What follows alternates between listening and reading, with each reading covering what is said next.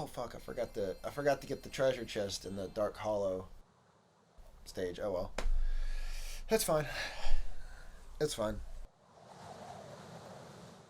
But yeah, this is not a completionist run, just so you all know. I could be. I could if I wanted to. But it is not. It is not. Tis not Destiny. No, that's a different game. That is a totally different game designed by Bungie. Yes. Much more. I'm so glad Bungie got away from Activision. Oh, yeah. Activision was, hey, here's a sculpture of your head. Activision, EA, all of them are just really The worst? the worst, yeah. They're just horrible companies. And now, sadly, we gotta worry about Bethesda. Bethesda's kind of running down that road a little bit. I really hope they don't. I really don't hope they don't either, because they've made one of my favorite video game series. Yeah. 2 of them, actually. They made 2 of them. I really like Fallout, and I really like the Dishonored series. You're not a Elder Scrolls guy? I'm not crazy about the Elder Scrolls. I'm not crazy about it. I baked you a cake, Spyro. Yeah, because I never really played an Elder Scrolls game until I came across Skyrim. Like, I knew they existed. I didn't know they anything about existed until Skyrim came out, and I played it as a kid, completely blind off of Redbox. It was a completely blind play because I'd never even heard of the game. And when I picked it up, my brain like kind of exploded because I'd never played a game like it. Oh yeah, you know, speaking of Redbox, that's another thing that like we like. It surprised me when I heard like a kid react this way. But one of my coworkers was talking about their cousin, and they were talking to their cousin about Netflix and how you had to originally wait for your movie to come in the mail before you could watch it. Yeah, I remember that. And they were like, "What?" That's why I never bothered with Netflix during that time period. Yeah. Because there's so much more convenient ways of getting movies like Blockbuster. Well, that's no. And you know what's funny? I bet Blockbuster is gonna come back just because nostalgia. Because there's so many Blockbuster stuff that's I've been seeing. If recently. Blockbuster became like a streaming service, that probably would have saved them. Well, they almost turned into a Redbox service. That's the thing. Fuck you. God damn it. Fucking blue meanie. They actually started to do like a Redbox service. They started to. And that didn't really actually get anywhere. And then they just went bankrupt, and now for some reason There's still one left, I guess. Well, it's not officially a Blockbuster though. It's like privately owned. So it is Blockbuster, but it's not owned by the company Blockbuster. It's not the kind of Blockbuster that's going to run them out of business, because it's literally just one. Yeah. And some rich guy owns it, I think. I think so, yeah. I don't know. And I think they only own it for the sake of it being Blockbuster. Pretty much. It was funny though, because like I've been seeing like a bunch of like t-shirts and stuff that just say like Blockbuster on it. Like, who owns the right to put that on a t-shirt? Is that just open now? Can anybody fucking slap Blockbuster on Can something? I just rename my channel Blockbuster and just own that name? That'd be cool. That'd be a great name for something. The Blockbuster. The Blockbusterer. The Blockbuster. Anyway, Spyro. Mm-hmm. Yeah. He's my favorite purple dragon. Like, I even had a stuffed toy when I was a kid that it looked nothing like Spyro, but I called him Spyro just because I really like dragons. I had my dragon phase. I really liked dragons for a while.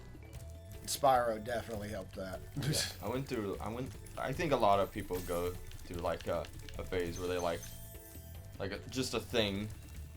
You had dragons, I guess. I had dragons for a while. Then there was a point where everyone has like dinosaurs or pirate phases. Oh yeah, I had a dinosaur phase. I never had a pirate phase. I was never actually into pirates.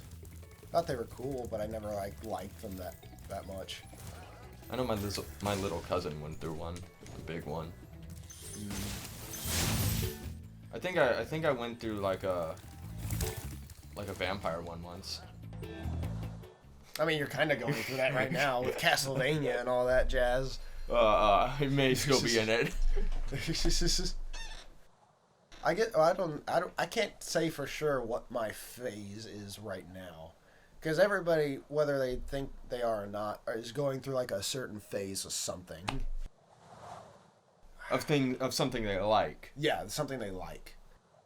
I guess really... But not just like a singular show, but like an element. Just something. Just something. I can't think of what it is for me right now. Gosh, now that's gonna be stuck in my head for a while. But anyways, back to trying to be self-aware of your own. No, I don't want to go. Damn Oops. it. Shit. Okay. Yep. Nope. Go back down. Looks like you're going through a bad gamer phase. Where are you? Ah, is this the one I'm thinking of? Gavin. Yeah, the fucking buff-ass barista. Look at that. Hey Gavin, are you gonna film a slow-mo video for us? That's a different Gavin. Oh. I like that beard on him though. Where it's kind of like, it's like giant sideburns almost. Yeah. No, he had a mustache. Oh yeah, he had the mustache. All baristas have mustaches, except for women baristas. I have a friend who used to be a barista. Do they have a mustache? No. Well, then. They're actually, funny enough, they're like a foot taller than you, or 2 feet. Well then, if they don't have a mustache, then they're not a true barista. I mean, he might have had a mustache at one point. Okay, then maybe. Also, by the way, just for information by I'm actually surprised they didn't get him back, but in the original game, most of these characters, like over half of these dragons, used to be voiced by Clancy Brown, who is the voice of Mr. Krabs on SpongeBob. And he's also done other things, but I mean, most kids who played this game and nowadays will know him as Mr. Krabs.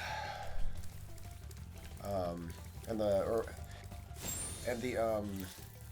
voice actor that played Spyro in the first game, because in Spyro 2 and 3 was Tom Kenny, but in 1 it was the guy who did the voice for Rocco from Rocco's Modern Life and Mr. Crocker on Fairly Odd Parents. That's cool. Did you ever see the Netflix Rocco's Modern Life? I did. Did you like it? It was okay. I mean, it was just a nice little episode, I guess. I mean, yeah, it was pretty nice. The whole thing about it, like, I appreciated the message that it had. Like, it's just like kind of get used to the things. The world's gonna always be changing. Things can't stay the same all the time. Yeah. I kind of like that message in a way. And the thing is too, the show itself did resemble its past humor, because it was in places it was very bland, but it was also very self-aware and like making fun of the current times. I never really thought Rocco's Modern Life was downright hilarious, but I still liked watching it. Yeah, that's basically how I felt. Oh, you know what I did like from Netflix though was the Invader Zim movie. Oh yeah, that was funny. I think that was just great. That was a great movie. I love that one. Alright, so what are we doing now? I'm just collecting gems and dragons, pretty much. That's all I'm doing. Like this fella.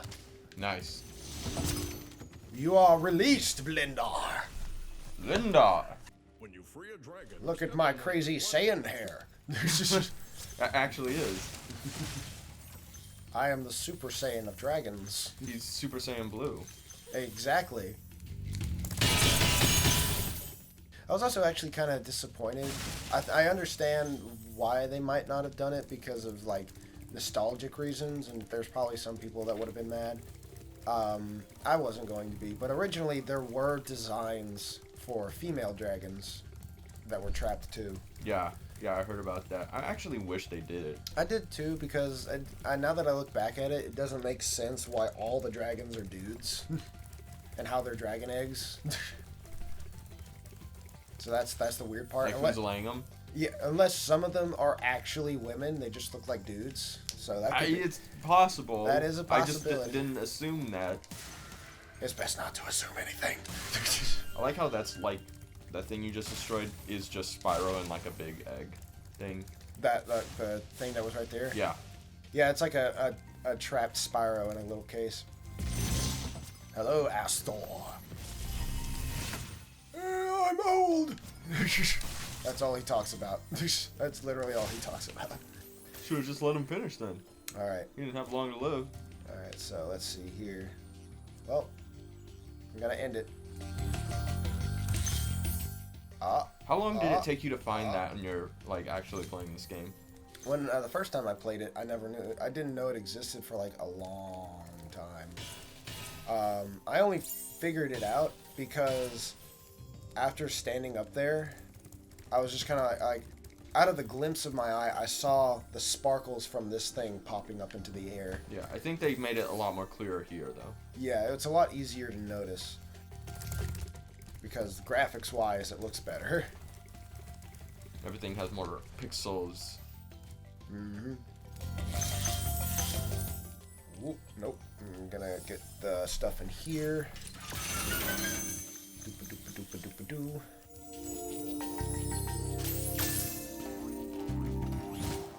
Alright. Where's Nasty North? I want to beat him up right now. I want to. So where are we going now? We're probably just gonna. I mean, I don't even know if we need to fight the boss of this world yet. I mean, not yet. I mean, we can just probably skip him at this point. You want to fight him? Let me just check and see what the balloonist says. Because I really don't want to have to deal with the dogs that are on his level. No, you gotta deal with him. Those are the hardest enemy in the first Spyro game. Which is why you gotta do it.